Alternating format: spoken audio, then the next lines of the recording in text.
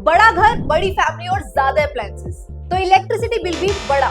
अगर आप 2025 में अपने घर का 90% से भी ज्यादा का बिजली का खर्चा सोलर से कवर करना चाहते हो, तो 9 किलोवाट सोलर सिस्टम हो सकता है आपके लिए एक परफेक्ट सॉल्यूशन। इस वीडियो में हम करेंगे 2025 के लिए 9 किलोवाट सोलर सिस्टम का कंप्लीट ब्रेकडाउन। सिस्टम का टोटल कॉस्ट कितना होगा, किस साइज के घर और फैमिली के लिए ये आइडियल है, कितनी होगी साल भर की बिजली जनरेशन, कौन से और कितने अप्लायंसेस आप कंफर्टेबली चला सकते हैं, छत पे रूफ स्पेस कितनी लगेगी और कितने पैनल्स लगेंगे, गवर्नमेंट से सब्सिडी का बेनिफिट कितना मिलेगा, अलग अलग शहरों में क्या सेविंग्स और पेबैक पीरियड रहेगा, 9 किलोवाट को फाइनेंस करने के क्या ऑप्शंस हैं, और आखिर में 9 किलोवाट इंस्टॉलेशन से पहले के क्रिटिकल टिप्स, यानी एक डिटेल्ड गाइड, ताकि आपको एक क्लियर पिक्चर मिल सके कि 9 किलोवाट सोलर सिस्टम आपके लिए सही इन्वेस्टमेंट है या नहीं। तो चलिए शुरू करते हैं।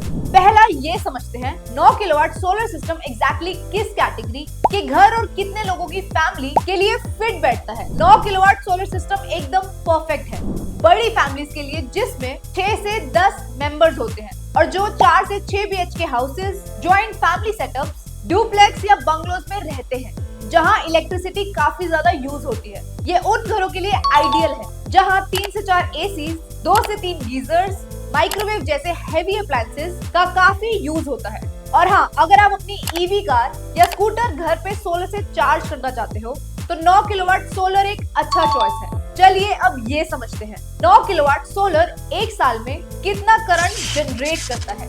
तो जवाब सिंपल है, एक सही से maintain 9 kilowatt solar system India में एवरेज 12,600 से 13,050 यूनिट्स इलेक्ट्रिसिटी जनरेट करता है हर साल। हाँ, एग्जैक्ट नंबर्स थोड़ा ऊपर नीचे हो सकते हैं डिपेंडिंग ऑन आपका location, climate, weather conditions, temperature, solar irradiation, panel का टाइप, पैनल एफिशिएंसी, पैनल का ओरिएंटेशन या टिल्ट एंगल, शैडो और सोलर पैनल्स पे डस्ट और डर्ट के एक्यूमुलेशन जैसे फैक्टर्स पे। लेकिन ओवरऑल चाहे गर्मी हो, बारिश हो या सर्दी, एक अच्छे से मेंटेन किया हुआ 9 किलोवाट सिस्टम आपको साल का ऑन एन एवरेज 12,600 से 13,050 यूनिट्स रिलायबल पावर देता है। चलिए अब देखते हैं एक 9 किलोवाट सोलर सिस्टम से आप अपने घर के कौन से और कितने अप्लायंसेस चला सकते हो। 9 किलोवाट सोलर सिस्टम एक पावर हाउस है जो आपके घर के बड़े से बड़े अप्लायंसेस आसानी से चला सकता है, जैसे 6 से 7 सीलिंग फैंस, 6 से 7 LED बल्ब, 1.5 टन के 2 से 3 एसीज,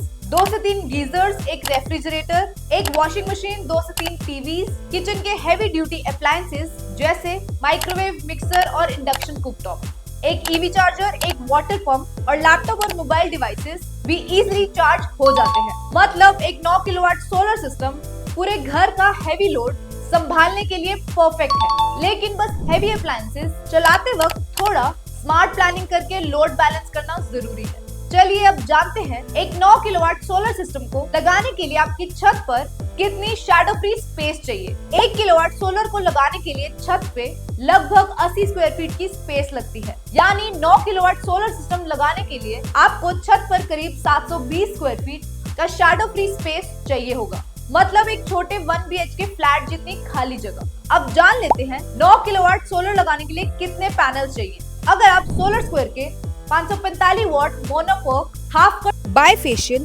पैनल्स लगाते हो तो 9 किलोवाट सिस्टम का मतलब है 9000 वॉट्स। अब 9000 को 545 से डिवाइड करेंगे तो आता है लगभग 16.5 पैनल्स, मतलब प्रैक्टिकली आपको 17 पैनल्स इंस्टॉल करने पड़ेंगे। अब एक इम्पोर्टेंट सवाल, 9 किलोवाट सिस्टम पे सब्सिडी कितनी मिलती है और पैसा कितने टाइम में आपके अकाउंट तक पहुंचता है।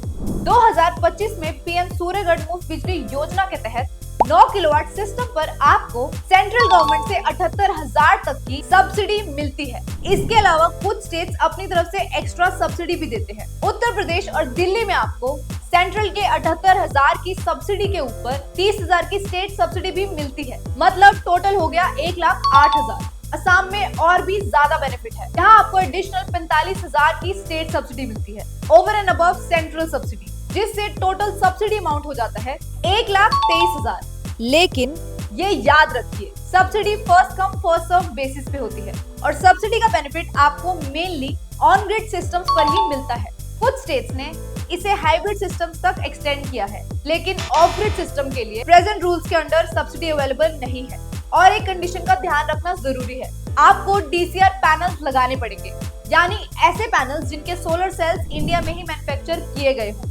अब आप पूछोगे सब्सिडी मिलने का प्रोसेस क्या है। 78,000 की सेंट्रल सब्सिडी के लिए आपको सिर्फ पीएम सूर्यगढ़ मुफ्त बिजली योजना के पोर्टल पर अप्लाई करना पड़ता है और यूपी वाली 30,000 की additional state subsidy automatically UP NEDA के थ्रू प्रोसेस हो जाती है। दिल्ली और असम की स्टेट सब्सिडी के लिए आपको उनके अपने पोर्टल्स पर अप्लाई करना पड़ता है। जैसे दिल्ली में solar.delhi.government.in पे अप्लाई करना पड़ता है और असम में aeda.assam.government.in पे। और सबसे बड़ी सुकून की बात, सब्सिडी का पूरा काम, चाहे एप्लीकेशन फाइलिंग हो, डॉक्यूमेंट्स हो या फॉलोअप्स, आपकी रूफटॉप सोलर कंपनी ही आपके लिए हैंडल करती है। फाइनली सब्सिडी आपके बैंक अकाउंट में डायरेक्ट बेनिफिट ट्रांसफर डीबीटी के जरिए आती है और ज्यादा डिले नहीं होता। जनरली 30 दिन के अंदर पैसा क्रेडिट हो जाता है। चलिए आते हैं सबसे इम्पोर्टेंट पॉइंट पर। 2025 में 9 किलोवाट सोलर सिस्टम लगाने का खर्चा कितना होगा? तो दोस्तों इसका एक फिक्स जवाब नहीं है, क्योंकि प्राइस को डिसाइड करने वाले फैक्टर्स काफी सारे होते हैं। सबसे पहले आपको देखना होता है आप कौन सा प्रोडक्ट वेरिएंट सिलेक्ट कर रहे हो, सेविंग्स गारंटी के साथ या बिना उसके, पैनल का टाइप मोनोकोक है या बायफेशियल, इन्वर्टर कौन सा है, स्ट्रिंग इन्वर्टर या माइक्रो इन्वर्टर, और माउंटिंग स्ट्रक्चर किस टाइप का है, 6 फीट, 8 फीट या फिर मेटालिक।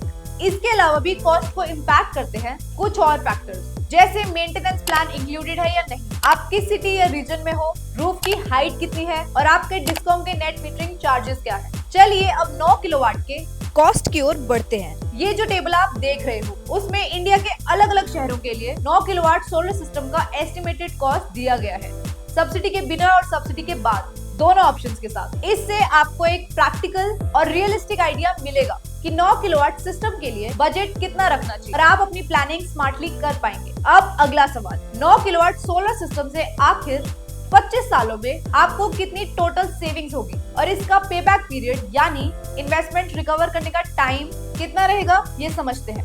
अगर हम 9 किलोवाट सोलर सिस्टम के सेविंग्स देखें तो सबसे पहले आती है हाई सेविंग्स कैटेगरी। नागपुर में सोलर सिस्टम लगाने से आपको 25 सालों में 53 लाख से ज्यादा की बचत होती है और पेबैक पीरियड सिर्फ 2.5 से 3 साल का है, मतलब इन्वेस्टमेंट लाइटनिंग फास्ट रिकवर हो जाती है। इसके बाद अहमदाबाद, भोपाल और चेन्नई जैसी सिटीज आते हैं जहां 25 सालों में 33 लाख से 35 लाख से ज्यादा की सेविंग्स होती है और पेबैक भी काफी क्विक है, बस 3.5 से 4 साल के अंदर। हैदराबाद और जयपुर में भी पिक्चर स्ट्रॉन्ग है, यहाँ आपको 26 से 29 लाख से भी ज्यादा की बचत मिलेगी और सिस्टम 4.5 से 5 साल में अपना पैसा निकाल देता है। दूसरे क्लस्टर में आते हैं दिल्ली, बेंगलुरु और लखनऊ, जहाँ पेबैक थोड़ा लंबा होता है, अराउंड 5.5 से 6 साल, लेकिन सेविंग्स फिर भी काफी सॉलिड है।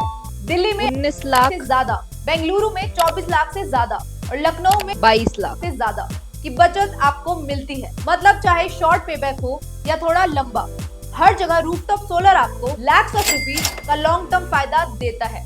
आगे बढ़ते हैं। अब आप सोच रहे होंगे इतना बड़ा अमाउंट एक ही बार देना पॉसिबल नहीं है, तो क्या 9 किलोवाट सोलर के लिए फाइनेंसिंग ऑप्शंस मिलते हैं?